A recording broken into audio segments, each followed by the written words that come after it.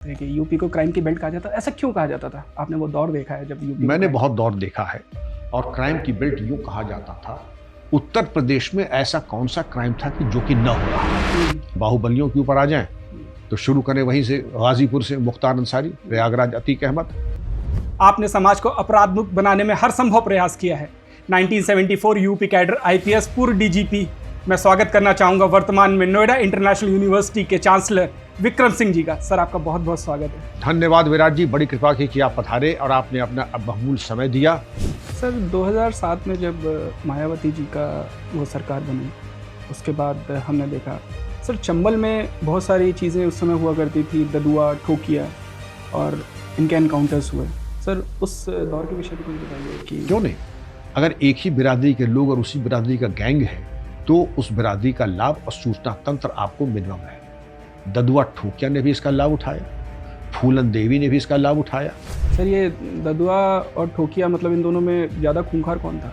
कि मेरे आंख के सामने जिसका कैरियर 35 साल चला हो, 5 एमएलए की सीट उसके फतवे पे चलती थी और उसके नाम पे मंदिर बना है, आज भी वो मंदिर मौजूद है। जी। ददुआ का जी। ठोकिया थोड़ा सैडिस्टिक था। तो मतलब अतीक और अशरफ ये ऐसे माफिया हो गए कि इन्होंने एक राज्य के ऊपर राज किया। एक समय तक मर्डर कहें उसे या जो भी कहें, वहाँ पे 3 लड़के आके मार के चले गए। आप इसको कैसे देखते? मैं बिल्कुल गलत मानता हूँ। पुलिस अपेक्षा में किसी की हत्या विश्वासघात होता है। सर, आपने कानपुर में भी काफ़ी समय बताया, आपका कार्यकाल रहा। कानपुर का कुछ बताइए, कानपुर किस प्रकार का वो था? कानपुर को कहते थे मैनचेस्टर ऑफ एशिया। कानपुर का इंडस्ट्रियलाइजेशन 1947 में चीन से ज़्यादा था। और आज मैं कह दूँ आपके चैनल पे, अखिलेश यादव जी ऐसा निर्मल व्यक्तित्व का ईमानदार नेता ढूंढना मुश्किल है। और मैं बड़ा इज्जत करता हूँ उस बच्चे की। और सर, मैं जानता हूँ राजनीति आपका विषय नहीं है, लेकिन आपने बसपा, बहुजन समाज पार्टी, समाजवादी पार्टी और बीजेपी से तीनों ही कार्यकाल देखे हुए हैं। क्राइम के रेट्स कैसे रहे? देखिए, पुलिस का काम लॉ के हिसाब से होता है। लीगल काम अगर आप कर रहे हैं, लॉफुली कर रहे हैं, तो कोई ये नहीं कहेगा सर लीगल काम मत कीजिए। वो चाहे कांग्रेस हो, चाहे बसपा हो, चाहे सपा हो। ये सर कुत्ते वाली घटना, ये अतीक के कुत्ते के साथ नेताजी की फोटो आई थी। आजकल के बच्चे गैंगस्टर कल्चर की तरफ बहुत ज़्यादा बढ़ रहे हैं, क्योंकि आपने देखा होगा कि इंस्टाग्राम के ऊपर भी बंदूक लिए फ़ोटो खिंचवाने का एक शौक है लोगों को। उनको क्या संदेश देना चाहेंगे आप? उनकी परवरिश में बहुत कमी रह गई है।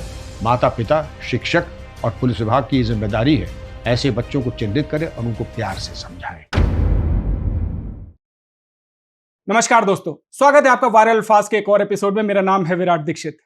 आज के जो हमारे गेस्ट हैं वो बहुत खास हैं। आपने समाज को अपराध मुक्त बनाने में हर संभव प्रयास किया है। 1974 यूपी कैडर आईपीएस पूर्व डीजीपी। मैं स्वागत करना चाहूंगा वर्तमान में नोएडा इंटरनेशनल यूनिवर्सिटी के चांसलर विक्रम सिंह जी का। सर, आपका बहुत बहुत स्वागत है। धन्यवाद विराट जी, बड़ी कृपा की कि आप पधारे और आपने अपना बहुमूल्य समय दिया और बहुत अच्छा लगेगा आपसे और युवाओं से वार्ता करने में। Sir, thank you so much. Sir, मैं थोड़ा सा नर्वस हूँ, अगर मेरा सवाल थोड़े से ऊपर नीचे हो जाए तो प्लीज़ मुझे माफ़ करिएगा। पहले मेरा विनम्र निवेदन है, इतनी अच्छी कद काठी आपकी, फिल्म स्टार मटेरियल हैं आप नर्वस किस बात के हैं? इंजीनियर भी हैं, भगवान का दिया सब कुछ है, तो आत्मविश्वास के साथ आगे बढ़ें। सर, धन्यवाद। सर, आप पूर्व डीजीपी रहे और इस समय वर्तमान में चांसलर हैं एक यूनिवर्सिटी के, नोएडा इंटरनेशनल यूनिवर्सिटी। ये पूरा का पूरा सफ़र और इसमें अंतर आप किस प्रकार से पाते हैं? अंतर कोई भी नहीं है। कर्तव्य परायण हो, जीवन में तपश्चर्य हो, स्वाध्याय का जज्बा हो, लाइफ लॉन्ग लर्नर हो, फील्ड कोई भी हो, पुलिसिंग हो वो भी तपस्या थी और पठन पाठन ये भी तपस्या है। आज 15 बच्चों ने मेरे सानिध्य में पीएचडी किया है, तो मेरे पास भी कई विकल्प थे कि मैं जाके शाम को क्लब जाऊं, दोस्तों के बीच में 3 पत्ती खेलूं और जाकर के नाना प्रकार के आमोद प्रमोद के रास्तों को अपनाऊं। लेकिन उसको न चुन करके अगर मैंने, लोग कहते हैं कि जीवन की संध्या में आकर के आपको जीवन का आनंद लेना चाहिए था, कि जीवन के आनंद में कोई कमी नहीं रही। आनंद की जो अनुभूति है वो ये मान के चलिए कि जो कैवल्य में आनंद की अनुभूति होती है, उससे ज्यादा आनंद मुझे आज पठन पाठन में और शिक्षा की जगत में आ रहा है। और यही आनंद, लोग कहते थे कि पुलिस में कैसे आप इतना स्ट्रेस फ्री रहते थे। पुलिस विभाग इकलौता विभाग है जहां तपस्या और इबादत करने की तनख्वाह मिलती है। जो एक पुलिस अधिकारी जो कर्तव्य परायण हो, सत्यनिष्ठ हो, जिस प्रकार की सेवा दरिद्र नारायण की, बाल गोपाल की, मातृशक्ति की, मातृभूमि की कर लेगा, कदाचित अन्य किसी विभाग को यह सुअवसर नहीं मिलेगा। तो मैं दोनों तरह से धन्य रहा, परमात्मा की इतनी कृपा कि पुलिस विभाग में भी तपश्चर्या का अवसर मिला और अब शिक्षा जगत में भी। सर, ये कहीं ना कहीं प्लान था पहले से कि शिक्षा की जगत में ही जाना है, या समय के साथ निर्णय कोई लिया? आयोजन नहीं था। हाँ। जब मैं विद्यार्थी था, पढ़ने में ठीक ठाक था, तो प्रयागराज की इलाहाबाद यूनिवर्सिटी में नंबर ठीक ठाक थे और अच्छे नंबर आने की वजह से तुरंत वहां पर डेमोन्स्ट्रेटर यानी लेक्चरर में अपॉइंटमेंट भी हो गया। लेकिन तब एक फैशन था और एक परिपाटी थी कि लोग यूपीएससी की तैयारी करते थे, मैंने भी की, चयन भी हो गया, तो वो जो क्रम था वो समाप्त हो गया। लेकिन जब मैं एसएसपी नैनीताल रहा तो जो मेरा काम अधूरा रह गया था पीएचडी का, वो एसएसपी नैनीताल रहते हुए मैंने पीएचडी का काम पूरा किया। Ecosystems of central Himalayas and its relations to forest ecosystems, इसके ऊपर। और फिर मुझे अवार्ड हुए 1990 में। तो मेरा क्रम शिक्षा जगत से सतत बना रहा। और ये जो शिक्षा आपको बचपन से दी जाती है, आजीवनम ज्ञानवर्धनम सिद्धिर्भवति कर्मजा, you have to be a life long learner. आप खुद भी, विराट जी, इंजीनियर हैं। आप क्या समझते हैं कि जो डिग्री आपकी 5 या 10 साल पुरानी होगी, कितनी पुरानी डिग्री है आपकी? किस अप्रोक्सीमेटली 2014-15 15 की 10 साल पुरानी डिग्री है, क्या आज प्रासंगिक है अगर आपने अपने को अद्यावधिक अपडेट नहीं किया है?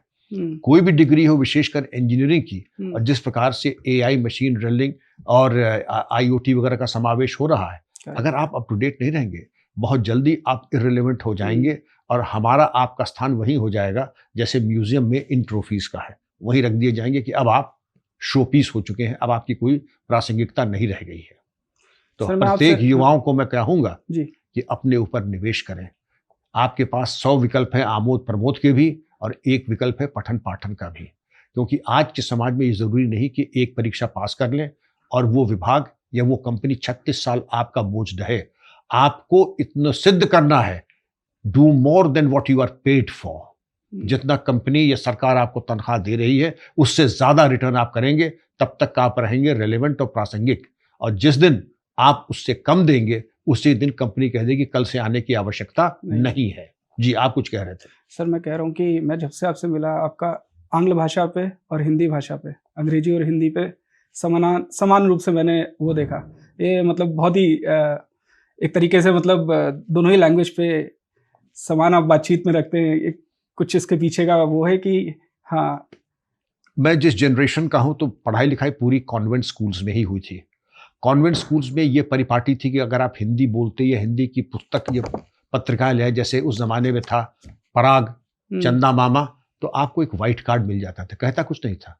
और जिस दिन आपको 3 व्हाइट कार्ड मिल जाएं, आप स्कूल से बाहर कर दिए जाते थे। आपको जो कि बड़ा ताज्जुब होगा, क्योंकि उस युग में यही होता था कि आपको कॉन्वेंट में इसलिए भेजा जा रहा है कि आपको इंग्लिश के ऊपर महारत हो। और क्लास 8 तक आते आते mayor of Casterbridge, Shakespeare, John Milton, John Donne, दर्जा 8 की बात कर रहा हूं, तब तक आपको इनके बारे में काफी आभास हो जाता था। क्योंकि ये तो अगर 10 जीवन भी लगा दें तो इनमें महारत तो नहीं आएगी। घर में परंपरा ये थी कि अंग्रेजी जब आप प्रवेश करें तो अंग्रेजी का बस्ता बाहर ही छोड़ के आइएगा, घर में केवल हिंदी ही भाषा का प्रयोग होगा, संवाद केवल हिंदी में ही होगा।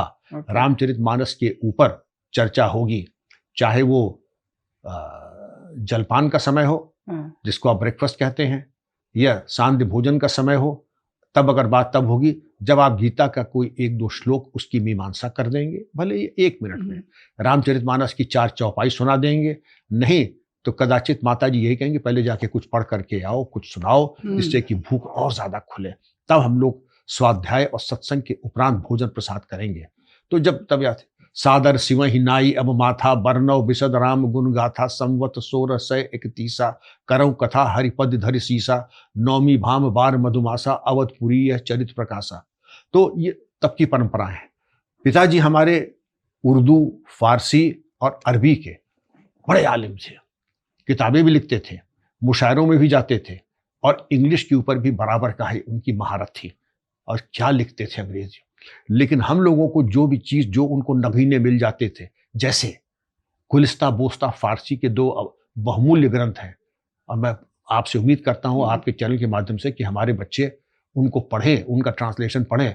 मेरे स्वर्गीय पिताजी ने इतनी कृपा मेरे ऊपर की कि अच्छे अच्छे अंशों को हमको कंठस्थ कराया, फिर उसके माने समझाया।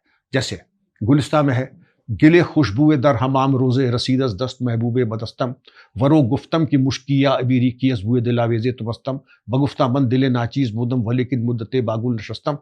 इसका मतलब यह हुआ कि लोग, किसी ने पूछा शेख सादी ने कि ए खाक मिट्टी, तुम्हारे अंदर इतनी खुशबू कैसे आ रही है? उनका, मेरे अंदर तो इस नाचीज़ के पास कुछ भी नहीं है, लेकिन मेरी सोहबत इतनी अच्छी कि गुलाबों के बीच में रहता हूँ, इसलिए मेरे अंदर ये खुशबू आ गई है। तो संदेश शेख सादी का ये था गुलिस्तान के जरिए कि सोहबत अपनी अच्छी रखिए तो खुशबू आएगी, अगर दुर्गंध युक्त वातावरण में रहेंगे तो दुर्गंध आएगी। आपकी बातचीत में सर कहीं ना कहीं जितना मैंने आपको सुना उसमें शायरी उर्दू कहीं ना कहीं झलकती है कि आप मुशायरों या शेरो शायरी या इन चीज़ों के सुनने के शौकीन हैं।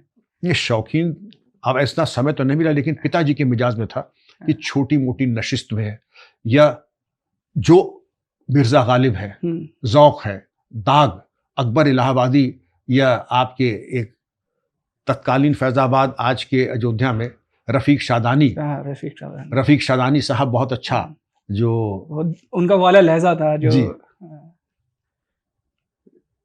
उनका देश माँ महंगाई बेकारी बिकी जात है लोटा थारी दुखी है सब जनता बेचारी जियब बहादुर खद्दर धारी। सूखा और सैलाब जो आए तो हार बिठवा खुशी मनाए घर घर में नाच हो मंगल भवन अमंगल हारी जियब बहादुर खद्दर धारी। उनका तो मतलब सुनो और दूसरा है, सटायर मारने का एक अलग तरीका था। अकबर इलाहाबादी लीडरों के ऊपर, लीडरों की धूम है फॉलोअर कोई नहीं, सभी तो जनरल हैं यहाँ आखिर सिपाही कौन है। वाह वाह वाह। किताबों के ऊपर या औलाद की परवरिश के ऊपर, हम उन किताबों को समझते हैं काबिल ज़ब्ती जिनको पढ़ के औलाद समझते हैं माँ बाप को खपती। कितना गहरा शेर जी, कितना गहरा शेर है। इस पे तो हम लोग दिनों दिनों तक बात कर सकते हैं, ये जो गहराई उर्दू शायरी की है, और तमाम चीज़ें ऐसी हैं ज़ौक़ दाग मिर्ज़ा गालिब की कि जितना खींचता हूँ खींचता जाए है मुझसे। सर शायरी थोड़ा सा मेरा भी मतलब कहीं ना कहीं इंटरेस्ट है, तो इसलिए ये कन्वर्सेशन तो बहुत लंबी घसीट सकती है। बहुत लंबी। संभल ले दे नामुदी क्या कयामत है कि दामाने ख्याले यार छूटा जाए है मुझसे। एक एक शेर समंदर है कि भाई समंदर है एक एक शेर के। वो आशा मैं कोई शेर करना चाहूं तो मैं नहीं कर सकता हूं। ये ईश्वरीय प्रसाद है, ईश्वरीय प्रेरणा है, तभी शेर होता है। शेर ट्रेनिंग से नहीं आ सकता है, ये इनबिल्ट टैलेंट है और ईश्वरीय प्रदत्त ये एक गुण है। सर कुछ एक पंक्तियां में अपनी लिखी हुई 2 लाइनें मेरा मन आ रहा है, मैं आपको सुनाऊं कि इरशाद कि सिंहासन के अधीन हो जाऊं मैं वो वार नहीं हूं, दर्पण हूं मैं समाज का बिका हुआ समाचार नहीं हूं, दबा दो आवाज कब तक दबाओगे, दबा दो आवाज कब तक दबाओगे, बेटा हूं मैं भारत माता का गद्दार नहीं हूं, बेटा हूं मैं भारत माता का गद्दार नहीं। विराट जी ये बात आपके श्रीमुख से निकल रही है, लेकिन हृदय के भावनाओं को, दिल के जज्बातों का तर्जुमा आपकी जुबान ने किया है। आपकी जुबान नहीं है, ये दिल की अंतरात्मा की जुबान और भावों का तर्जुमा आपकी जुबान ने किया है। जी सर, यूपी को क्राइम की बेल्ट कहा जाता था। थोड़ा सा पीछे चलते हैं कि यूपी को क्राइम की बेल्ट कहा जाता था, ऐसा क्यों कहा जाता था? आपने वो दौर देखा है जब यूपी? मैंने बहुत दौर देखा है, और क्राइम की बेल्ट यूं कहा जाता था, एक तरफ आपका दिल्ली, हरियाणा, पंजाब नॉर्थ में, और साउथ में आप चले जाएं तो तब कहा जाए अगर आंध्र प्रदेश हो, कर्नाटक हो, तमिलनाडु हो, एक तरीके से क्राइम फ्री थे। उत्तर प्रदेश में ऐसा कौन सा क्राइम था कि जो कि न हो रहा हो? पूर्वांचल से चले तो लेफ्ट विंग एक्सट्रीमिज्म, सूरजभान नाम फेमिलियर है, बिहार, हाँ, नक्सल पंथी, और उसके बाद अगर बाहुबलियों के ऊपर आ जाएं तो शुरू करें वहीं से, गाजीपुर से मुख्तार अंसारी, प्रयागराज अतीक अहमद, इसके बाद अगर लखनऊ आ जाते हैं तो बबलू श्रीवास्तव के साथ साथ ये जो और तमाम ये गिरोह थे, सूरजपाल यादव, चंद्रपाल यादव, कितनों के नाम करा दे, मतलब ये तो जैसे चींटियों की लाइन चलती है उस तरीके के। कानपुर आ जाएं जहाँ के आप रहने वाले हैं, बब्बन, छक्कन, अकील, फहीम, ये बात दूसरी के सब अब भगवान को प्यारे हो गए। इलाहाबाद की बात करें तो जो आपकी रॉयल फैमिली आई थी अफगानिस्तान से, उनके नाम मुझे याद नहीं है, 2 लड़के थे, उनका काम ही था जबरन धन वसूलना। और अब आप और वेस्ट में आ जाए तो फिर कहना है कि डीपी यादव से शुरू कीजिए और राजवीर रमाला, सुशील मूछ और जितने भी गैंगस्टर्स थे, हरि माहेश्वरी, कितनों की गिनती कराई जाए, सारे गैंगस्टर्स तो यहीं पर थे। और उसके बाद मुन्ना, बजरंगी, मुख्तार अंसारी, छोटे मोटे की बात ही मत कीजिए। गाजियाबाद आ जाए तो गिनती ही नहीं थी। और चंबल में चले जाएं तो डकैतों की संख्या है, उसे मुझे जीने दो, चंबल की कसम, भवानी की कसम, उन पे फिल्में बनती थी। तो फिल्मों तो गैंगस्टर्स माफिया पे भी बनी है, जिला गाजियाबाद, इस तरीके की बनी थी फिल्में, और तमाम फिल्में माफिया के ऊपर, और ओटीटी प्लेटफॉर्म तो पूरा भरा हुआ है। और इसका फिर आप सोचा कि यूपी में शायद वो जो प्रेशर होना चाहिए था, एक बीच में तो बहुत था, फिर जब पॉलिटिसाइजेशन हो गया क्राइम का, जब राजनीतिकरण हो गया अपराध का, तब ये अपराध जो था अपनी शबाब पे था, क्योंकि राजनीतिक संरक्षण मिला था। फिर उसके बाद एक कठोर सरकारें आई, एसटीएफ का गठन हुआ, एटीएस का गठन हुआ, फिर इनको जब रौंद के धरगेद करके मारा गया, एक एक करके बीन बीन करके मारे गए विराट जी। सर, एसटीएफ का जब गठन हुआ था तो मॉडर्न पुलिसिंग इंट्रोड्यूस हुई, क्योंकि पहले जो पुलिसिंग थी शायद वो अप टू द मार्क नहीं थी, क्योंकि जो क्रिमिनल्स होते थे वो आपसे ज़्यादा तेज गाड़ी रख रहे हैं, आपसे अच्छा वेपन रख रहे हैं, आपसे ज़्यादा धन रख रहे हैं। लेकिन जब एसटीएफ इंट्रोड्यूस हुई तो lot of modern things came in market, कि भाई गाड़ी भी अच्छी है, वेपन्स भी अच्छे हैं, तो एसटीएफ ने काफ़ी कुछ बदला। पहले तो आपका जो पहला सवाल का पहला भाग जो मैं उस पर आता हूँ, वो इतने ज़्यादा एडवांस थे। अर्चना शर्मा जो कि बबलू श्रीवास्तव या इनके गैंग मेंबर्स की, जो आपने खादिम शूज़ की किडनैपिंग सुनी होगी कलकत्ता में, एसटीएफ ने इनका अपडेट दिया, अर्चना शर्मा वहाँ से, तो इनमें पढ़ी लिखी सुशिक्षित लड़कियां जो कि फिल्म इंडस्ट्री में भी जा चुकी थी, वो इनकी गैंग मेंबर्स थी, चार्टर्ड अकाउंटेंट्स इनके मेंबर थे। इनके जो रॉकी डिकी, जो मुख्तार अंसारी के शूटर्स थे, वो जब जेल में थे, तो जेल में जब जा करके एक बार देखा तो वो जेन्स आर्म्स जर्नल पढ़ रहे थे। जेन्स आर्म्स जर्नल मतलब हमारे यहाँ अच्छे अच्छे आईपीएस ऑफिसर्स, आर्मी ऑफिसर्स नहीं जानते होंगे कि जेन्स आर्म्स जर्नल क्या होता है और उससे हमें क्या लाभ होता है उसके पढ़ने से।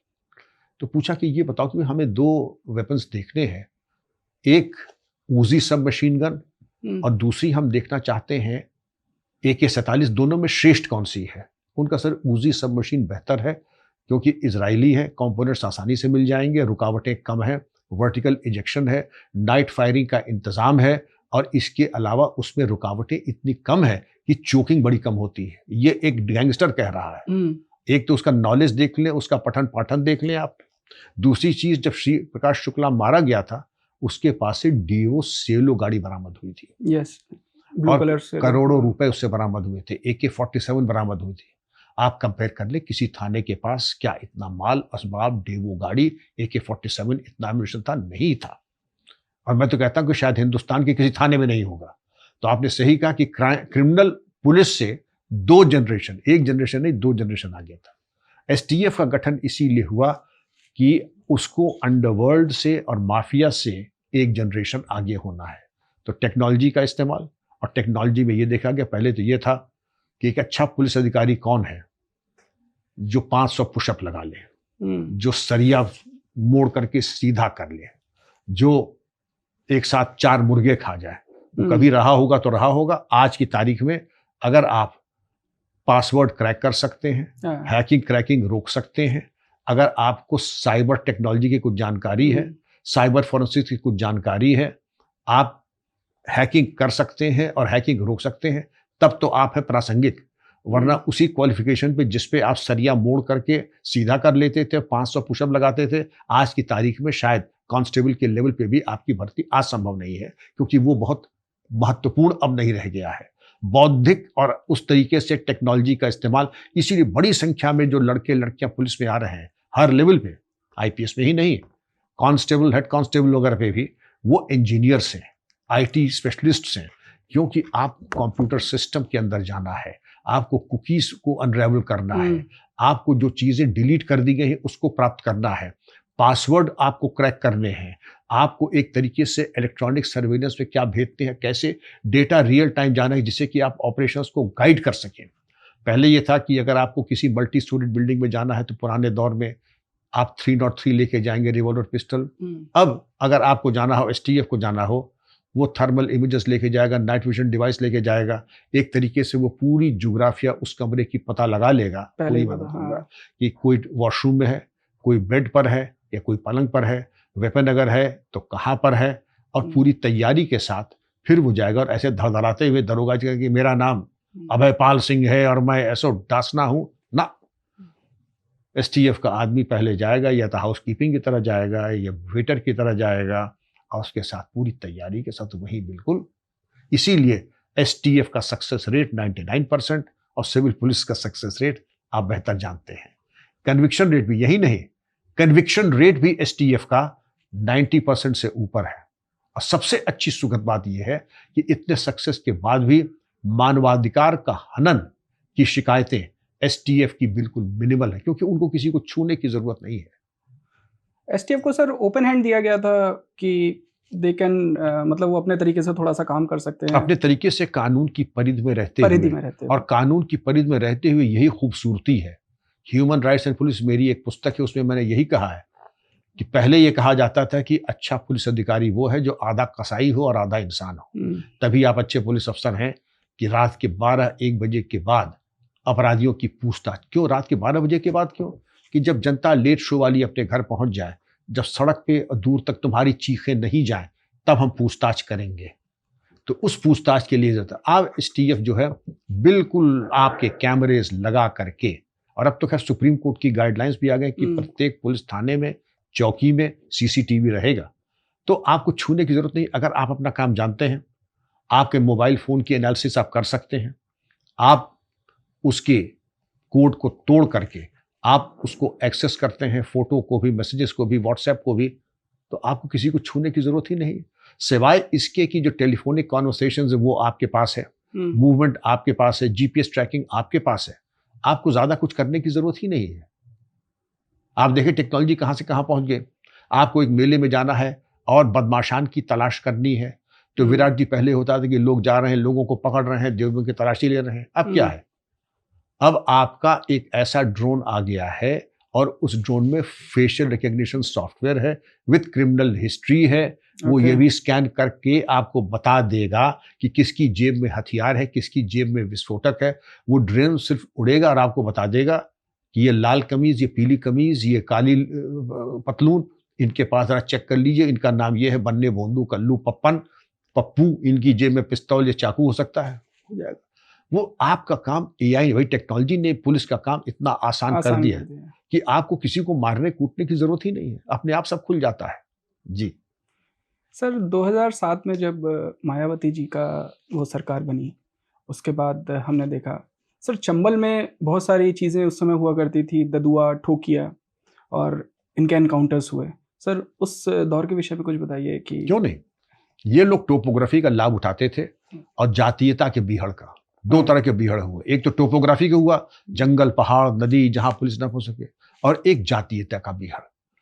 अगर एक ही बिरादरी के लोग और उसी बिरादरी का गैंग है तो उस बिरादरी का लाभ और सूचना तंत्र आपको मिनिमम है। ददुआ ठोकिया ने भी इसका लाभ उठाया, फूलन देवी ने भी इसका लाभ उठाया, माधो सिंह, मोहर सिंह, बलखान सिंह ने भी, तहसीलदार सिंह ने भी इसका लाभ उठाया, सुल्ताना ने भी इसका लाभ उठाया, जातीयता का भी और टोपोग्राफी का भी।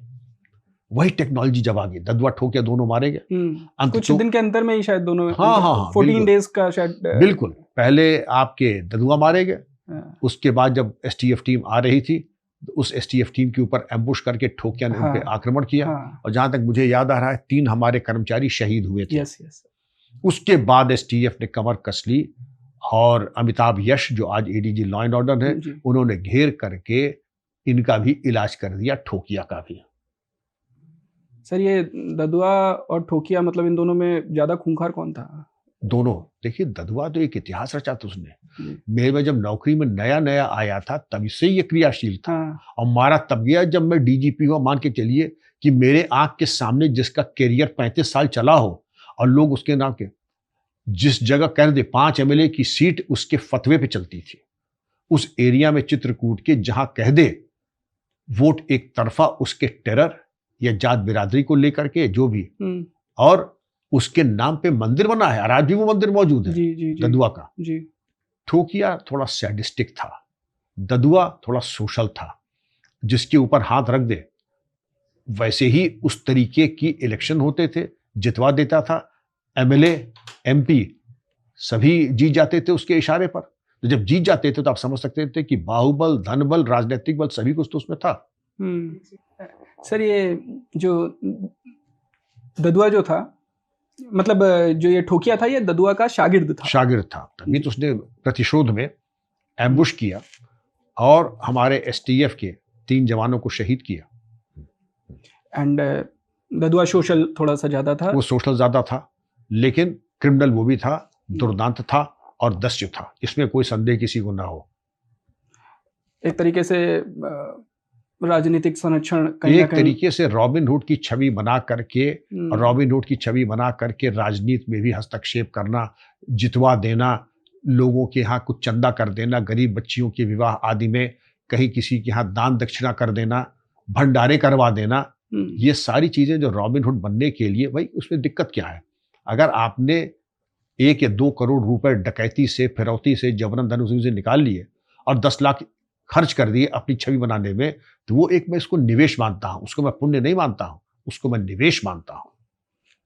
सर, वो चंबल का मतलब दौर कैसा होता होगा, क्योंकि उस समय तो बहुत ज़्यादा टेक्नोलॉजी भी इतनी ज़्यादा नहीं थी और ये लोग एक तरीके से उन पहाड़ियों में पुलिस वालों को मतलब एक तरीके से डिच करते थे कि हाँ इधर उधर या कोई ऊपर बैठ गया जाके।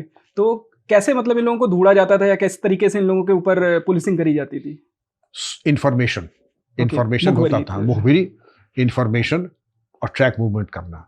किसी गैंग मेंबर को आपने तोड़ा, गैंग मेंबर को आपने, 4 चीजें होती जिससे आपको मुखबिरी मिलती, आज भी मिलती है, तब भी मिलती थी। वो चाहे उसामा बिन लादेन हो या फिर आपका डकैत हो या कोई शातिर अपराधी।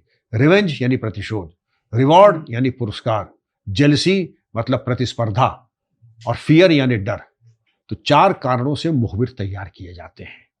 और मुखबिर आते इसलिए नहीं कि आप उसको 150 रुपए देंगे, वो आपका समय और आपकी शर्तों पे, या तो ये कह देगा कि साहब ठीक है हम आपका काम करा देंगे, लेकिन 2 बातें हैं, डकैत बचना नहीं चाहिए, लाश आपकी माल मेरा, समझ रहे हैं? ओके।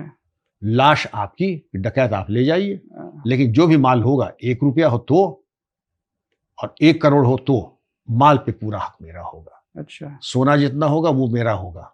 अब ये आपके ऊपर है, जैसे होते क्या हालात है, क्या बनती है, नेगोशिएट कीजिए, बातचीत कीजिए।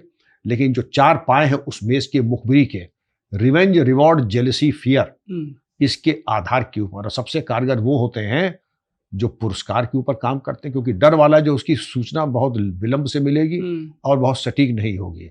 और जो गैंग में घुसा हुआ मेंबर अगर आप उसको तोड़ लें, तोड़ेंगे कैसे, वो अपने में भी एक कला है। आखिर समाज के ही से तो निकले हैं और समाज में यही तो नहीं है कि सिर्फ डकैती बने हैं। उसी परिवार से कुछ लोग फौज में भी होंगे, पुलिस में भी होंगे, सरकारी नौकरियों में भी होंगे, शिक्षक भी होंगे। तो जरा उनको बुला करके जरा बातचीत कीजिए, उनको साम दाम दंड भेद बता दीजिए। सर, कभी कभी मिसफायर भी हो जाता था, पूरा का पूरा गांव जला दिया जाता था। नहीं तो मिसफायर करेंगे, कच्चा वार करेंगे तो मिसफायर ही होगा। वार पक्का होना चाहिए, वरना मिसफायर ही होगा। संभावना यही है 80% की मिसफायर होगा, इसलिए वार कच्चा नहीं होना चाहिए। अब आपने बताया कि उस जमाने की टोपोग्राफी युग, आजकल के पुलिस अधिकारी शायद वो कर जरूर लेंगे कि सबकी ट्रेनिंग तो वही है। जंगल वॉरफेयर सभी सीखते हैं, नाइट फायरिंग सभी सीखते हैं, पिट्ठू लेकर के चलने की कैपेसिटी 25, 30, 40 किलोमीटर सबकी रहती है, राइफल, 200 राउंड एम्युनिशन, पिट्ठू में लाई चना और गुड़ और उसके साथ ड्राई राशन, पूजा का सामान, और उसको लेकर के आप चल रहे हैं। जंगल जंगल, खेत खेत, जो मिल रहा। पहले तो 10 दिन जो घर से आप पूड़ी लेके आए वो चलेगी, उसके 5-7 दिन के बाद जब पूड़ी खत्म हो जाएगी तो फिर गांव खेत में जो शकरकंदी, आलू, मटर ये सब है उसको भून के खाइए। या फिर गांव में जाइए, कहीं चौकीदार मिल जाए या कोई रिटायर्ड पुलिस का पेंशनर, उससे कह दीजिए कि भाई कहीं जरा लिट्टी चोखा बाटी बनवा दीजिए या पूड़ी उतरवा दीजिए, पैसा दे करके खा लीजिए। लेकिन इसको आप समझते हैं कि अगर पूड़ी बन रही है 100 आदमियों के लिए, 50 आदमियों के लिए, वो बात उसी गांव तक सीमित रहेगी। वो गांव 50 किलोमीटर दूर में फैल जाएगी और जिस अभिप्राय के लिए, जिस उद्देश्य के लिए आप गए हैं, वो वहीं पे समाप्त हो जाएगा, वहीं पे दफन हो जाएगा। इसलिए आप अपने को बिल्कुल जैसे तेंदुआ जाता है गांव में, वो भी तेंदुआ सामान्य तेंदुआ नहीं, मैन ईटिंग लेपर्ड, बिल्कुल साए में, अब उसका साया भी न पकड़ पाए कि वो कौन है। चुपचाप जा करके जो मिल जाए एक तरीके से खा लीजिए, जहाँ पैसा देना हो दे दीजिए और अंधेरे में जाके रहिए। किसी स्कूल धर्मशाला की खोज न कीजिए, मालूम पड़ जाएगा पुलिस हथियारबंद आ गई है। कभी कभी ऐसा भी हो जाता है कि डकैतों की भाव भंगिमा बना करके फ्लीट के जूते पहन लिए, जंगल बूट नहीं पहने, फ्लीट के जूते पहन लिए, लुंगी पहन ली, या डकैतों की जो वो होती है फटीक की यूनिफॉर्म वो पहन ली, नाव पे बैठे ढाटा बांध करके नाव वाले को 50 माह बहन की गाली दी और कहा कि तुम सुना पुलिस की मुखबिरी करते हो, और वो पुलिस को 50 माह बहन की गाली देता कि हजूर नमक हम आपका खाते हैं तो हम पुलिस की मुखबिरी करें। कैसी बात कर रहे हैं सरकार, समझ रहे हैं? जी जी जी। तो उस भेष पे जा करके गैंग को पेनिट्रेट कर देना, गैंग के ऊपर आक्रमण करना, गैंग के ऊपर ऐसी एम्बुश हो कि कोई बचने न पाए। क्योंकि अगर आपने कहा आपका वार अगर कच्चा गया विराट जी, तो लेने के देने पड़ जाएंगे। गांव के गांव भी फूके जा सकते हैं, जैसा मध्य प्रदेश में एक बार भिंड या मुरैना में हुआ था, मुझे याद आ रहा है। और या फिर छत पे चढ़ के D39 विद्याराम गैंग जैसे गया, अब 50 गाली दी थाने वालों को कि तुम लोग सोच रहे कि तुम हमें मार लोगे, अब हम देखते हैं कौन बचता है। ये भी हो सकता है। तो वार कच्चा नहीं होने चाहिए, जब 200% श्योर हो तभी आगे बढ़िए। सर, श्री प्रकाश शुक्ला से लेके अभी तक हम लोग देख रहे हैं मुख्तार अंसारी तक, इसके बीच में अब कई डकैतों के भी नाम ददुआ से लेकर ठोकिया तक, ये ग्लोरिफिकेशन जो होने लगा है क्रिमिनल्स का because of social media and all, and you know there are different other reasons as well, politics and all, वो कास्टिज्म के बेसिस पे भी, तो ये ग्लोरिफिकेशन कैसे हो जाता है? मतलब everybody knows they are criminals. जो बिकता है वो एक कमोडिटी है, और जो बिकता है, अगर आप कहते हैं कि आज हम ध्यान प्रक्रिया के ऊपर हम चर्चा करेंगे या वेद वेदांग के ऊपर जो दर्शन है उनके ऊपर, तो आप मान के चलिए आपके व्यूज होंगे दहाई में भी शायद जाना बड़ा मुश्किल हो जाएगा। लेकिन अगर आप डकैतों के ऊपर बात करें, अपराध के ऊपर बात करें, तो आपका जाएगा मिलियंस में। और कहीं अगर उसमें थोड़ा सा तड़का आप अश्लीलता का डाल दें, फिर देखिए कैसा आपका जो आसमान छूती, मतलब आपका तो वायरल हो जाएगा, कनाडा अमेरिका तक पहुंच जाएगा। जनता वही पसंद करती, थोड़ी हिंसा, और हिंसा के साथ जो उसमें अश्लीलता का पुट। आप OTT पे चले जाइए, मैं तो नहीं देखता कि मुझे बताया गया है जबरन धन वसूलनी, डकैती, अर्बन क्राइम, इस तरीके के लेकर के। और श्री प्रकाश शुक्ला तो बहुत बड़ा हीरो हो गया है आजकल सोशल मीडिया के ऊपर, और सोशल मीडिया ने ही इनको हीरो बनाया है। तब सोशल मीडिया ने हीरो बना दिया तो फिल्में बनना भी लाजमी है। फिल्में जो बनेंगी तो मैं समझता हूं उनकी चर्चा भी होगी, तो ग्लोरिफिकेशन अपने आप हो गया। अरे ग्लोरिफिकेशन आज का ही युग नहीं है। सुल्ताना और बलखान के ऊपर नौटंकियां बनती थी। जब सोशल मीडिया नहीं था, फिल्मों का जमाना था, तो फिल्मों तक तो सुल्ताना नहीं पहुंच पाए, लेकिन सुल्ताना की नौटंकियां बन गई थी। और बिजनौर से लेकर के पूरे पश्चिमी उत्तर प्रदेश में सुल्ताना की नौटंकियां खेली जाती थी, तो बड़ी लोकप्रिय होती थी वो। तो तब भी ग्लोरिफिकेशन होता था। तो उनका प्लेटफॉर्म क्या था? नौटंकी, नुक्कड़ नाटक, उस तरीके से होता था। सर, समाज का हर एक वर्ग आज के दौर में थोड़ा पढ़ा लिखा है, सबको सब कुछ पता है, सबने हर एक उनके, चाहे मदरसा कांड से लेके मुख्यमंत्री की सुपारी तक लेने की बातें कही गई हो, सबको सब कुछ पता है। बट स्टिल उसके बीच में कुछ लोग ऐसे निकल आए जो ये कहें कि हमारे आदर्श ये हैं, तो ये बात कहीं ना कहीं समझ से परे हो जाती है। निर्लज्ज हैं, और मैं कहूंगा कि उनकी सबकी डूब मरना चाहिए चुल्लू भर पानी में। कानपुर में जिसकी गाड़ी पर विकास दुबे जी, उसको कहते थे ब्राह्मण पंडित विकास दुबे। आपको यह समझ में नहीं है कि अपराधी विकास दुबे था। आपको पांडित्य दिखाई पड़ गया, कौन सा वो जो है मंडन मिश्रा या शंकराचार्य की अवतरण उनके अंदर हुआ था, जो आप इतना महिमा मंडित कर रहे हैं। हमारे यहां तो बेटे को भी निकाल बाहर कर दिया जाता था अगर वो पथभ्रष्ट हो जाता था। बेटे के ऊपर भी मैं हूं, आप हो, कदाचित शायद माता पिता ने यही कहा होगा कि जिस दिन मदिरा पान करना तो घर लौट के मत आना, तुम्हारे ऐसे कुल कलंक के लिए स्थान नहीं है घर में जी। जब बेटे के लिए इतना बड़ा मानक था और इतनी कठिन अग्नि परीक्षा थी, तो एक अपराधी हत्यारे जबरन धन वसूलने के लिए आपको इतनी अंदर से उत्कंठा है कि उसको आप अपने कलेजे से लगाए रखें। विराट जी, ये स्थिति अत्यंत आपत्तिजनक है। जिस दिन से उसने अपराध की दुनिया में कदम रखा, उसी दिन से उसका पवित्र ब्राह्मणत्व उसी दिन समाप्त हो गया। व्यक्ति कर्मों से उसका वर्ण माना जाता है, कर्मों से वो निहायत घटिया म्लेच्छ था। वो ब्राह्मण कहीं से नहीं था। वो मेरी बात आपके शो के माध्यम से बहुत लोग आपको ट्रोल करेंगे, आलोचना करेंगे, करते रहो। मढ़वा करके टांगो, ताबीज बना के बेचो। लेकिन मैं जो बात कह रहा हूं वो शास्त्रोचित है। आदमी कर्मों से उसका वर्णन दे जाता है, न कि पैदाइश से। और ये बात लोगों को भी सोचनी चाहिए कि हाँ, जो आप बोल रहे हैं वो सही है। सर, आप प्रयागराज से इलाहाबाद, उस दौर का इलाहाबाद, जब इलाहाबाद जी, अभी प्रयागराज है, अतीक अहमद से आपका राब्ता हुआ, आमने सामने हुई, क्या किस तरीके? उसका नहीं हुआ, क्योंकि मैं जैसे ही डीजीपी बना उसके कुछ ही दिन के अंदर अशरफ ने एक मदरसे, बच्चियों के मदरसे की दीवार तोड़ करके कब्जा करने की कोशिश की।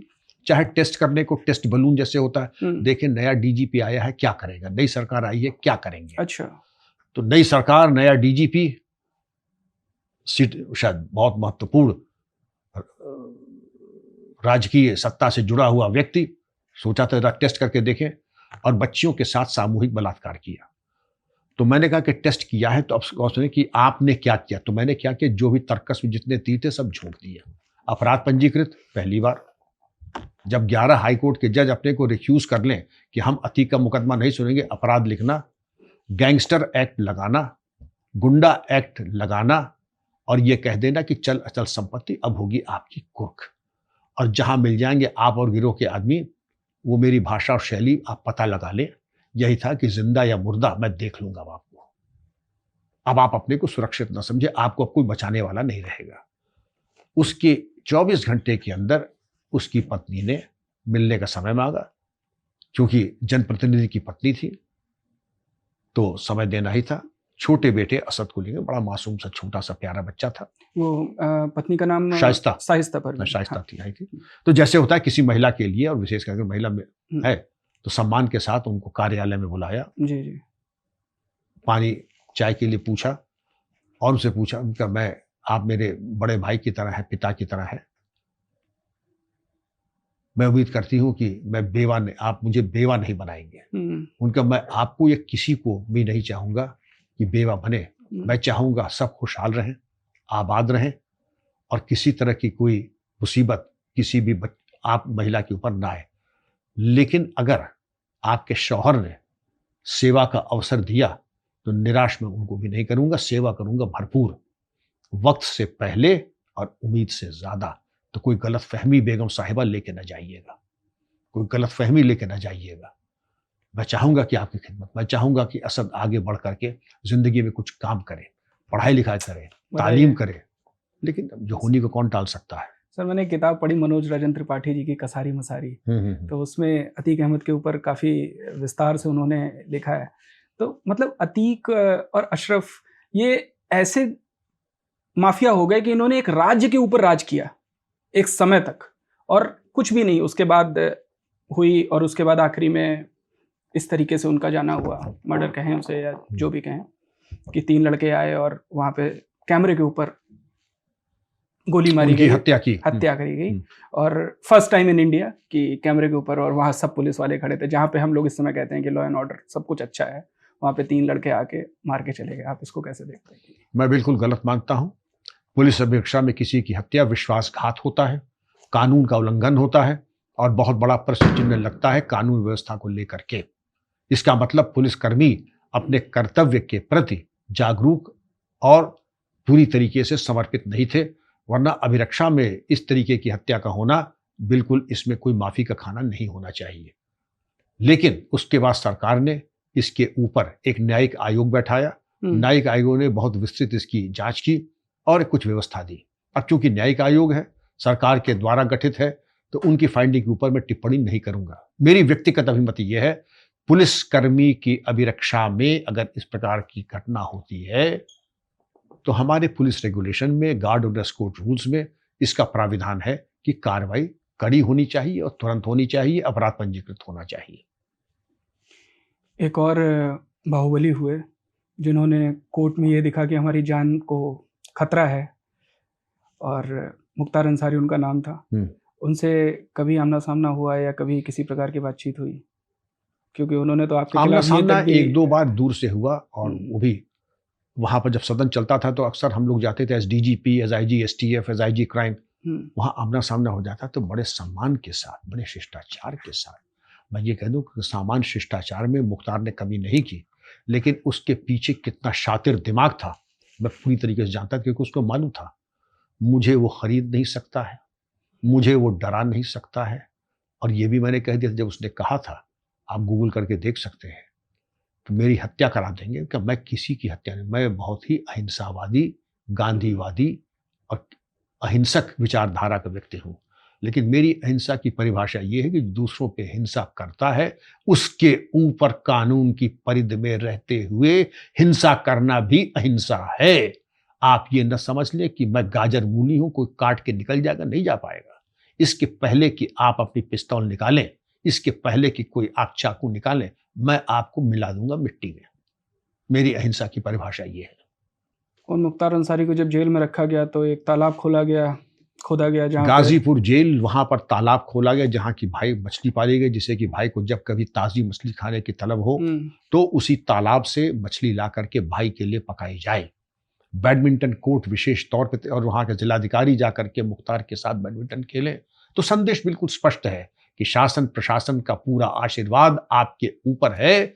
आप जो चाहे, 20 का सर काट लिया, ना मारा ना खून किया, आपके ऊपर कोई कानून लागू फिलहाल तो नहीं होगा, ना अतीक के ऊपर ना मुख्तार के ऊपर। मुख्तार के घर वालों की तरफ से ये भी कहा गया कि मुख्तार की जो मृत्यु हुई वो थोड़ी सी विषम परिस्थितियों में हुई। मृत्यु तो मृत्यु है, तो मृत्यु क्या पोस्टमार्टम नहीं हुआ, क्या उसकी विवेचना नहीं हुई? आप विश्वास करें, किसी के हक में नहीं है कि जिसके ऊपर कई सजायाबी हो चुकी है, कई कन्विक्शंस हो चुके हैं, वैसे भी पॉलिटिकली बिल्कुल यूजलेस हो चुका है। पॉलिटिकली तो खत्म हो गया कि अगर आपको जो रिप्रेजेंटेशन ऑफ पीपल्स एक्ट के अंतर्गत अगर आपको 3 साल से ज्यादा की सजा हो गई है तो आप वैसे भी निर्वाचन अब लड़ने के लिए उपयुक्त और आप पात्र नहीं है, तो वैसे भी बेकार थे। मैं नहीं समझता हूं कि कोई उनकी हत्या कराएगा। अपनी बीमारी, अवसाद, इलाज, पहले भी उन्होंने कहा था जब आप रोपड़ जेल में थे तब तो जो आपने कहा था कि आप तो मरणासन्न हैं। जब मरणासन्न थे तो भगवान सबको लंबी उम्र दे, लेकिन अब अगर अपनी बीमारी, अवसाद के चलते आप गुजर गए, अल्लाह को प्यारे हो गए, तब इसमें सरकार क्या कर लेगी भाई? कुछ जीवन बूटी खा के तो नहीं आया है। शहाबुद्दीन का यही हुआ, और कहते हैं कि उनको भी सरकार ने मरवा दिया था कोविड में। हाँ सर, आपने कानपुर में भी काफी समय बताया, आपका कार्यकाल रहा कानपुर का कुछ बताइए। कानपुर किस प्रकार का वो था? कानपुर को कहते थे मैनचेस्टर ऑफ एशिया।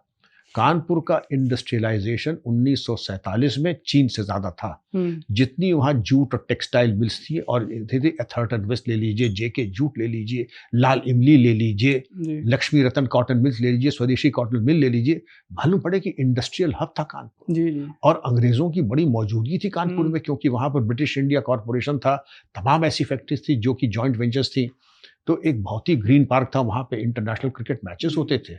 लेकिन वहां पर बाद में जब देखा गया कि 80 के दशक से ये शुरू हो गया, बब्बन, छक्कन, अकील, फहीम और ये सब तरीके के बाहुबली आ गए, प्लॉटों पे कब्जा करना, जबरन धन वसूलना, ठेके पर हत्या करना, तो उसके बाद फिर पुलिसिंग उस तरह की नहीं हुई।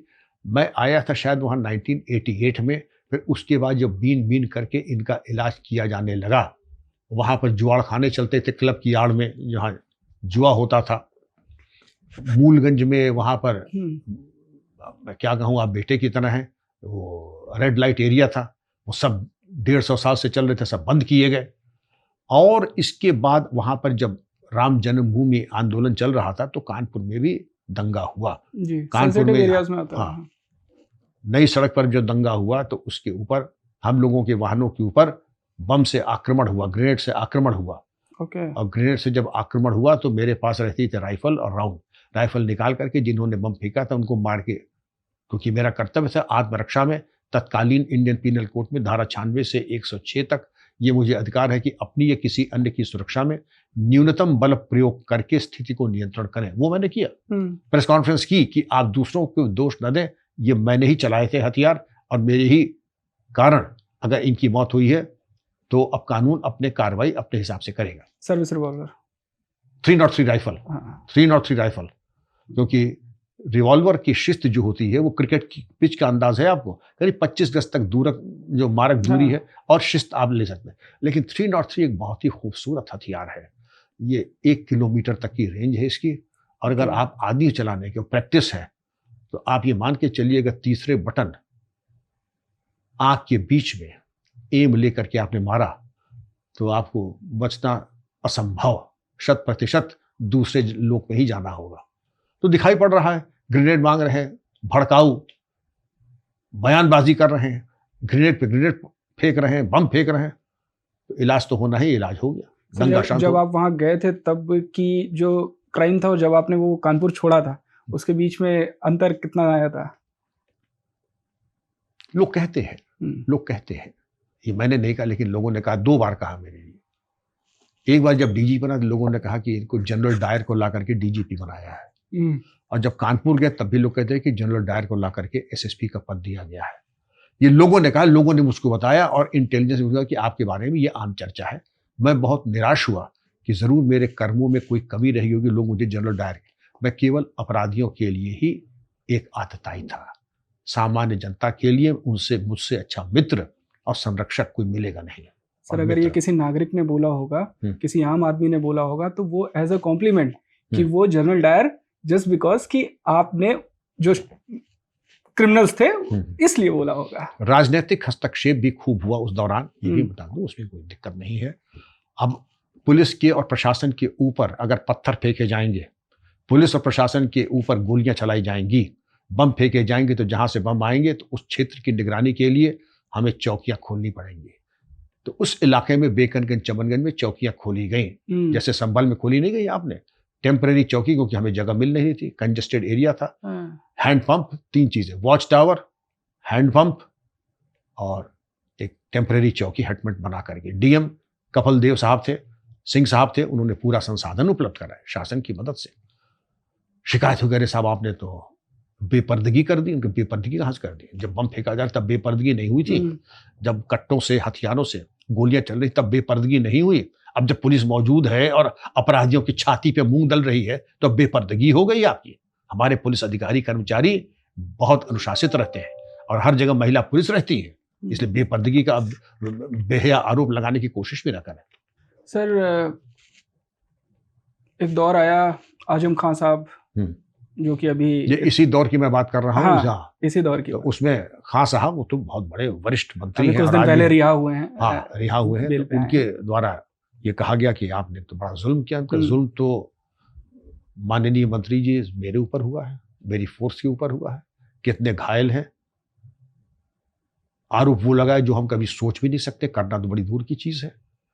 मेरी गुजारिश होगी, बड़ी विनम्र, क्योंकि मैं तो बहुत छोटा अधिकारी था, एसएसपी कानपुर था, आप बड़े कद्दावर नेता तब भी थे, कद्दावर नेता आप आज भी हैं। मैं चाहूंगा कि पूरी चीज को मुनसिफाना तरीके से देखें, एक तरफा न देखें। मुझे दिखाई ये पड़ रहा है कि अब हर चीज को एक तरफा तरीके से देख रहे हैं। तब सामान्य हुई बात, सामान्य नहीं तो फिर आप समझ सकते हैं ऐसी एसएसपी का जो तुर्की बतुर्की वरिष्ठ मंत्रियों से बात करे उसका क्या होगा। 24 घंटे में आपका तबादला हो गया, ठीक, बहुत अच्छी बात है। इसी को कहा जाता है कि though my head be bleeding it will be unbound. मैं गलत चीजों से समझौता करने के लिए मुस्तकिल कोई एसएसपी कानपुर अगर कोई रहा हो तो बता दे, लेकिन जब तक रहूंगा चीज वही होगी जो औचित्यपूर्ण हो, विधि सम्मत हो और मेरी अंतरात्मा पे जो बोझ ना हो। समाजवादी पार्टी के एक नेता थे अमर सिंह, जिनसे क्या था वो पूरा प्रकरण सर? ये वो बहुत अच्छा प्रकरण था। मेरे पारिवारिक, मैं भी बता दूं, मेरे पारिवारिक थे। अच्छा। लेकिन मैंने पहले ही कहा कि परिवार में भी अगर किसी व्यक्ति से आपका मनभेद हो, मतभेद हो, मैं दोनों बातें कर रहा हूं, तो फिर आप उसके साथ आपकी वाइब्रेशन या आपको उसके साथ कुछ सामंजस्य, समन्वय ना हो। नेता थे, लखनऊ उतरे, किसी दरोगा के ऊपर उन्होंने हाथ उठा दिया, फिर फोन पे कहा कि असंयत बातें करते हुए कि मैं ये कर दूंगा, मैं वो तो कहना नहीं चाहूंगा। तभी मैंने उनको सचेत किया, माननीय नेताजी आपको ये बातें शोभा नहीं देती हैं और मैं चाहूंगा कि कानून की परिधि में रहते हुए आप कोई आरोप लगाए तो उसकी जांच हो जाएगी, लेकिन वर्दीधारी के ऊपर अगर हाथ डालने की कोशिश की तो ये मान के चलिए कि उसके परिणाम के लिए आप तैयार रहें। उन्होंने कहा अच्छा, आपकी तलखी मैं याद रखूंगा। उनके शब्द आज की तलखी मैं याद रखूंगा। अब इत्तेफाक से सरकार बदली, वो एक ऐसी पोजीशन में आ गए कि लोग कहते हैं कि डिप्टी चीफ मिनिस्टर नहीं, सुपर सीएम के लेवल पे काम कर रहे थे। तो ठीक है, एडीजी लॉ एंड ऑर्डर से मैं एडीजी यूपी नेपाल बॉर्डर में रह गया, कोई बुराई नहीं, तनख्वाह तो हर जगह मिलेगी। आप पर्क्स की बात करें तो पर्क्स तो आपके कोई जन्म सिद्ध अधिकार थोड़े ही है कि आप यूपी की एडीजी लॉ एंड ऑर्डर ही रहेंगे। ठीक है, जैसा सरकार जहां भेजेगी वहां चले जाएंगे। काफी आरोप लगाया उन्होंने कि आप अखिलेश यादव और हाँ, उनके ऊपर पोटा लगा रहे थे, उनके ऊपर, नेताजी के ऊपर, अखिलेश जी के ऊपर। मैं आज ये बता दूं, नेताजी का वही प्रेम मेरे ऊपर था जैसे बड़े भाई का छोटे भाई पे होता है। और आज मैं कह दूं आपके चैनल पे, अखिलेश यादव जी ऐसा निर्मल व्यक्तित्व का ईमानदार नेता ढूंढना मुश्किल है। लेकिन उन्होंने ये कहा कि पोटा मेरे ऊपर, अखिलेश जी के ऊपर, अपने नंबर बढ़ाने के लिए और उनके ऊपर। भाई हमने कहा भाई कि एक तो पोटा, वो भी पूर्व रक्षा मंत्री के ऊपर, जो यूपी में अनेकों बार मुख्यमंत्री रहा हो, जो जमीन से जुड़ा हुआ नेता, मुझे क्या सुसाइड करना है? और पहली चीज, पोटा वगैरह जो लगता है तो इसके ऊपर शासन का निर्णय होता है, अगला सिर्फ इम्प्लीमेंट करता है। अब तो नेताजी रहे नहीं, नेताजी सम्मानीय नेता है, जन जन के मतलब उनके ऊपर इतना आस्था और प्रेम और विश्वास है। आप क्या समझते हैं इतना बड़ा मूर्ख मैं हूं कि उनके ऊपर पोटा में लगा दूंगा? लेकिन अमर सिंह साहब को अपने नंबर, अब दिवंगत वो भी है, ज्यादा आलोचना मैं उनकी भी नहीं करूंगा। अखिलेश का हमेशा व्यवहार एक घर के बुजुर्ग जैसा होता है, वैसा मेरे साथ हमेशा रहा है और मैं बड़ा इज्जत करता हूं उस बच्चे की। और मैं, उसने कभी भी ऐसी कोई बात नहीं, लेकिन हाँ, मैंने एक बार ये जरूर कहा था कि मेरा इनसे, अमर सिंह साहब से मनभेद और मतभेद है। वो आपसे 10 चीजें कहेंगे, उनका विश्वास मत कीजिएगा। तो ये सब बातें हुई। उसके बाद पोटा की ही बात नहीं थी, आप तीनों के ऊपर पोटा लगा रहे थे। और एक चीज, हाँ एक चीज उसी दौरान हुई थी कि संयुक्त राष्ट्र में मेरा नामांकन हो गया था और मुझे जाना था, लेकिन इन्होंने, श्री अमर सिंह साहब की कृपा रही कि मैं संयुक्त राष्ट्र नहीं जा पाया। खैर ठीक है, जैसी ईश्वर की इच्छा। मेरी किसी से कोई निंदा नहीं, किसी से प्रति कोई बैर भाव नहीं। भगवान सबको सुखी संपन्न रखे, जो जीवित हैं उनको खूब प्रसन्न रखे, जो नहीं रहे उनको परमात्मा सद्गति दे। सर मैं जानता हूँ राजनीति आपका विषय नहीं है, लेकिन आपने बसपा, बहुजन समाज पार्टी, समाजवादी पार्टी और बीजेपी से तीनों ही कार्यकाल देखे हुए हैं। क्राइम के रेट्स कैसे रहे? मतलब क्योंकि आपने तीनों ही कार्यकाल देखे, तो सबसे लॉ एंड ऑर्डर किस में मजबूत रहा, क्या रहे? देखिए, पुलिस का काम लॉ के हिसाब से होता है। लीगल काम अगर आप कर रहे हैं, लॉफुली कर रहे हैं, तो कोई ये नहीं कहेगा साहब लीगल काम मत कीजिए, वो चाहे कांग्रेस हो, चाहे बसपा हो, चाहे सपा हो। लेकिन एक जो इकोसिस्टम तैयार होता है कि बाहुबलियों का मनोबल बढ़ा दिया जाए, उससे मामला थोड़ा आपके लिए कठिन और आसान होता है। मसलन जैसे योगी जी ने सदन में खुलेआम कहा मिट्टी में मिला दूंगा, तो पुलिस विभाग बड़ा कुशाग्र और बड़ा संवेदनशील विभाग है। फिर पुलिस विभाग समझ गया कि मुख्यमंत्री जी शासन चाहते हैं मिट्टी में मिला दें, और सब बीन बीन के मिट्टी में मिलाए गए, मिलाए जा रहे, मिलाए जाएंगे। लेकिन अगर ये कह दिया जाए कि उनके कुत्ते से मैं जाके हाथ मिला लूं, तो संदेश ये भी जाएगा ये हमारे पारिवारिक संबंध हैं, और अगर तुम अपना अच्छा बुरा जानते हो, समझते हो, तो तुम इनकी तरफ नहीं देखोगे। ये सर कुत्ते वाली घटना, ये अतीक के कुत्ते के साथ नेताजी की फोटो आई थी। अच्छा, ओके। तो लॉ एंड ऑर्डर मतलब सभी में समान रहता है एक तरीके से? नहीं, वो आपकी जिम्मेदारी, आप नहीं, समान नहीं रहता है। एक से आपका काम करने के, आप पिच है आपकी, आपका नाम विराट है, क्या विराट ने हमेशा डबल सेंचुरी ही बनाई है? ना, पिच बहुत कुछ डिसाइड करती है कि विराट कैसा खेलेंगे। अगर पिच में 4 बाल्टी पानी डाल देंगे आप, तो विराट भी 0 पे ही आउट होंगे, तेंदुलकर भी 0 पे आउट होंगे। लेकिन पिच अगर मजबूत है तो आपकी प्रतिभा जो है उस पर 4 चांद लग जाएंगे। वही फर्क है आपका। एक गवर्नमेंट आती है, वो ऐसा आपको इकोसिस्टम पिच दे देती है कि पुलिसकर्मी चाहता है कि पूरे मनोयोग से काम करे, और एक आता है तो कहती है कि भाई तंदुरुस्ती 1000 नियामत, उतना ही काम करो जितने से काम चल जाए, कहीं ऐसा ना हो रॉन्ग नंबर डायल कर दो और लेने के देने पड़ जाए। समझ रहे हैं आप? जी जी सर। एक छोटा सा प्रश्न आ रहा था दिमाग में कि बहुत सारे आपने क्रिमिनल्स देखे, क्रिमिनल्स का तो कोई, मैं नहीं समझता कि ना धर्म होता है, ना जाति होती है, ना कुछ होती है। वो अपने क्राइम के आधार पे ही क्रिमिनल होता है कि उसका जितना क्राइम किया हम उसी आधार पर रेट करेंगे। तो श्री प्रकाश शुक्ला के दौर से अभी मुख्तार अंसारी के दौर तक देखा, इससे मतलब कोई ऐसा क्रिमिनल लगा हो जो थोड़ा सा अलग हो, या थोड़ा सा उसके क्राइम करने के तरीके थोड़े से अलग हों? कुछ दोनों कभी जब फिंगरप्रिंट अलग होते हैं तो मोडस ऑपरेंडाई भी अलग होता है। सबके का एक ही भाव था, टेरर क्रिएट करना, टेरर कैसे क्रिएट करेगा? श्री प्रकाश शुक्ला साइकोपैथ था। ओके। साइकोपैथ, साइकोलॉजिकल में मेंटल केस था, और मेंटल केस होने के साथ साथ एक कंपल्सिव क्रिमिनल था। बाकी सब होते हैं जैसे माफिया और बाहुबली, जब बात करेंगे तो जुबान शीरी, ऐसी मिठास उनकी जुबान में, आमने सामने पड़ जाए तो आपका पैर भी छू लेंगे। वो व्यवहारिक और बड़े प्रैक्टिकल क्रिमिनल होते हैं। लेकिन वैसे अगर मौका मिल जाए कहीं है तो 10-10 ग्राम के टुकड़े काट के भट्टे में फेंक देंगे, जैसे कि नंद किशोर रुंगटा का बनारस में मुख्तार अंसारी ने किया था। जी। ये भी समझ लीजिए। जी। मोडस ऑपरेंडी जरूर है। और उसके अलावा बबलू श्रीवास्तव, बुद्धि से काम लेना, फोन करके के फिरौती मंगा लेना, नाम आइडेंटिटी बदल देना, बबलू श्रीवास्तव से बबलू अग्रवाल बन जाना, और एक दूसरे की पत्नी को लेकर बच्चे को लेकर आइडेंटिटी बदल देना, ये बुद्धि का इस्तेमाल। तो मोडस ऑपरेंडी। लेकिन टेरर के साथ बुद्धि का इस्तेमाल, और बुद्धि के इस्तेमाल के साथ साथ एक नेटवर्क तैयार कर देना और टेक्नोलॉजी का भरपूर इस्तेमाल करना। सर एक टाइम था जब ये जितने भी क्रिमिनल्स थे ये खादीदारी हो रहे थे, चेंज आ रहा था। अगर श्री प्रकाश शुक्ला का तो क्राइम रिकॉर्ड शायद 5 साल का ही रहा है मैक्स, जिसमें उसने 5 या 4 साल में जितना जो भी किया वो किया।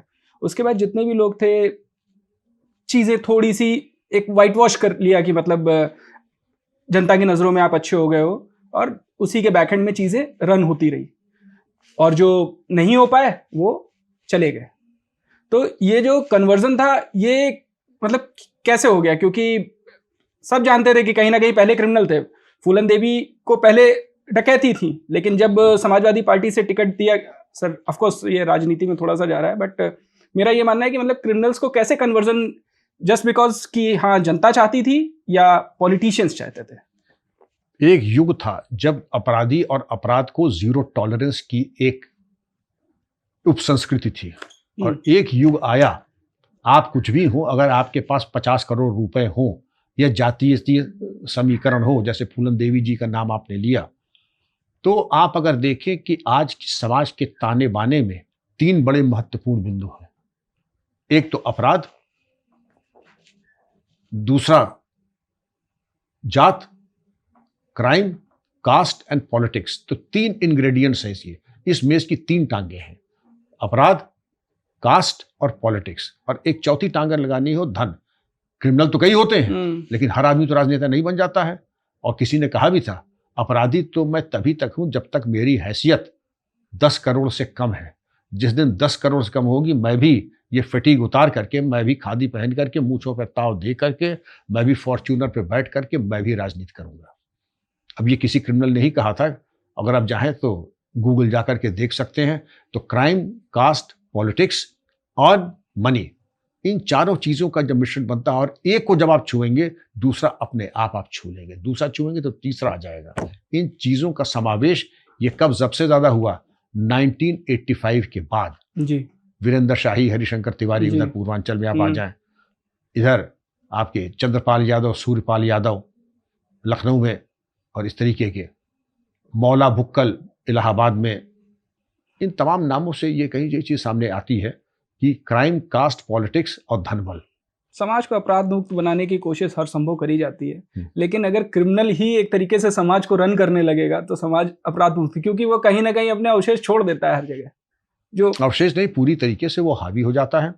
और डेफिनेशन भी यही है कि माफिया की डेफिनेशन वही है कि जब गवर्नेंस को एक तरीके से हस्तक्षेप करने की स्थिति में आ जाए तभी वो माफिया है, वरना तो छुटभैया क्रिमिनल है वो। अच्छा सर, पहले के दौर के क्राइम में और आज के दौर में क्राइम में, क्योंकि पहले जो क्राइम होता था बंदूक की नोक पे होता था, आज के दौर में शायद आर्थिक क्राइम होता है, हैकिंग हो जाती है, आप भिन्न भिन्न अदर, क्या डिफरेंस आ गया सर? देखिए, पहले क्राइम होता था 200 साल की डकैती चंबल घाटी की आप ले लें, बताइए कितने का टर्नओवर रहा होगा? मुश्किल से 200 करोड़ रुपए का। अब आ गया है डिजिटल अरेस्ट, जो साइबर क्राइम है आपका। जी। वो 2010 में उसने दस्तक दी थी, 2009 के 10 के आसपास दस्तक आई थी, तब दस्तक थी, और उसका टर्नओवर मुश्किल से रहा होगा 2-4-5 लाख। आज उसका टर्नओवर कितना है बता दें, साइबर क्राइम का आज 2025 में कितना है? ये टच कर रहा है 1 लाख करोड़ के करीब से ज्यादा, 1 लाख करोड़ से ज्यादा सरपास कर रहा है। केवल हरियाणा में 70,000 करोड़ से ऊपर हो चुका है डिजिटल अरेस्ट को लेकर के।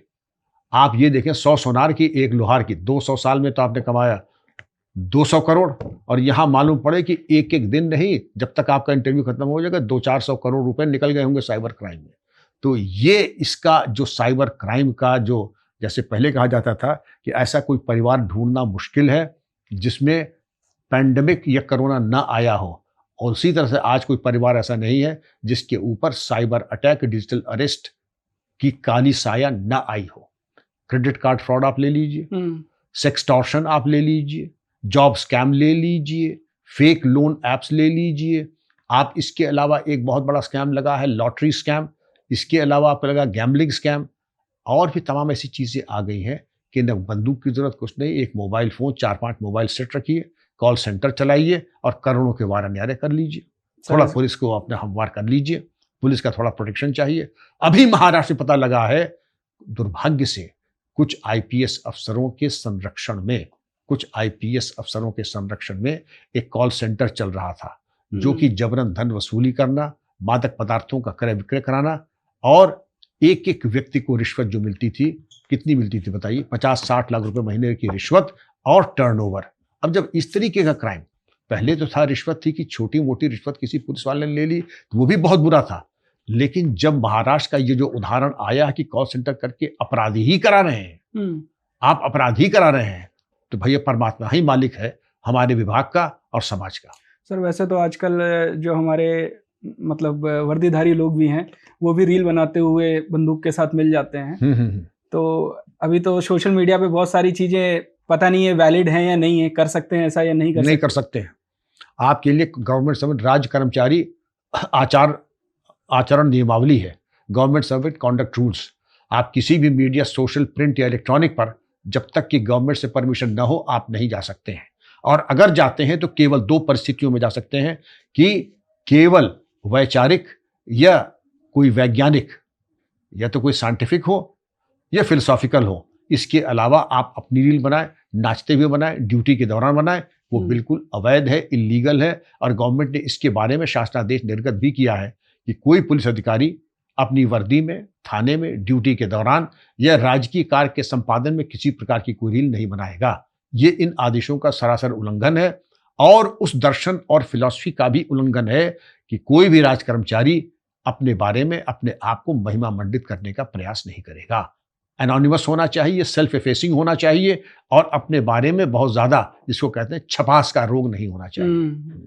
आखिरी के सर एक दो प्रश्न कि आजकल के बच्चे गैंगस्टर कल्चर की तरफ बहुत ज़्यादा बढ़ रहे हैं, क्योंकि आपने देखा होगा कि इंस्टाग्राम के ऊपर भी बंदूक लिए फोटो खिंचवाने का एक शौक है लोगों को, कि कोई आया किसी की बंदूक है वो पकड़ के खिंचा लिया। तो उनको क्या संदेश देना चाहेंगे आप? उनकी परवरिश में बहुत कमी रह गई है। माता पिता, शिक्षक और पुलिस विभाग की जिम्मेदारी है ऐसे बच्चों को चिन्हित करें और उनको प्यार से समझाएं, और प्यार की डोज समय समय पर निर्धारित कर दें कि प्यार की डोज कितनी होनी चाहिए। च्यवनप्राश से लेकर के तमाम डोजेज हैं, उसके अनुसार उनका उपचार होना चाहिए। लेकिन ये बिल्कुल अस्वीकार है कि दूसरे का हथियार लेकर के रील बनाएं और अपने आप को दिखाएं कि वो एक गैंगस्टर है या माफिया गिरोह से संबंध रखते हैं। अत्यंत आपत्तिजनक। सर एक अंतिम प्रश्न कि आजकल हम लोगों ने देखा है कि पुलिस हर समय गोली मारती है, एनकाउंटर्स होते हैं। गोली पैर में भी मारी जा सकती है, लेकिन गोली में एनकाउंटर ही हो जाता है। तो फेक एनकाउंटर्स के बारे में बहुत सारी चर्चाएं होती हैं, बहुत सारा कुछ लिखा जाता है। आप इस पूरे, क्योंकि आप उसी सिस्टम का पार्ट रहे हैं, तो we just want to know कि क्या किस हद तक ये चीजें, एनकाउंटर्स अगर जायज हैं, उचित हैं, सत्य हैं, तो उनका स्वागत। फेक एनकाउंटर्स एक बदनुमा धब्बा है पुलिस की कार्य संस्कृति के ऊपर, नहीं होना चाहिए। और जहां होता है तो जो राष्ट्रीय मानवाधिकार और सुप्रीम कोर्ट ने गाइडलाइंस दी है उसके अनुरूप कठोरतम वैधानिक कार्रवाई होनी चाहिए। क्या? अगर पीड़ित पक्ष अपराध पंजीकृत कराना चाहे तो अपराध पंजीकृत कराए। नंबर 2, उसकी विवेचना उसी थाने से नहीं होगी जिसने मुठभेड़ की है, किसी अन्य थाने से होगी, बेहतर होगा। उनकी जो पीड़ित पक्ष है उनके अनुरोध के आधार पर वो थाना होना चाहिए। नंबर 3, उसकी आख्या मुठभेड़ की स्टेट ह्यूमन राइट्स कमीशन और नेशनल ह्यूमन राइट्स कमीशन को 24 घंटे के अंदर जानी चाहिए। इंक्वेस्ट मजिस्ट्रेट के द्वारा एक मैजिस्ट्रियल इंक्वायरी होनी चाहिए, और पोस्टमार्टम की वीडियोग्राफी होनी चाहिए, और कम से कम 2 डॉक्टर होने चाहिए। और इसके साथ ही विवेचना त्वरित की जानी चाहिए, और जुडिशियल स्क्रूटनी में अगर जुडिशियल आपने कोर्ट ने अगर आपकी फाइनल रिपोर्ट पे कोई आपत्ति लगाई है तो उसकी भली भांति समीक्षा करके अगर आवश्यक हो तो पुनः उसकी जांच होनी चाहिए। तो मैजिस्ट्रियल इंक्वायरी एक हो गई, एक इन्वेस्टिगेशन हो गया, जुडिशियल स्क्रूटनी हो गई, ह्यूमन राइट्स कमीशन को आपने आख्या भेज दी। Sir thank you so much sir, आपने इतने व्यस्त शेड्यूल से हमारे लिए समय निकाला सर, बहुत बहुत धन्यवाद आपका। अगर आप लोग यहाँ तक पहुँचे हैं, आपने इस एपिसोड को सुना है, तो अपने दोस्तों के साथ ऐसे शेयर करें, चैनल को सब्सक्राइब करें, like comment. Thank you so much everyone. Thank you Virat ji, बहुत आनंद आया, बहुत अच्छी वार्तालाप रही, बहुत बहुत शुभकामनाएं और बधाई। Thank you.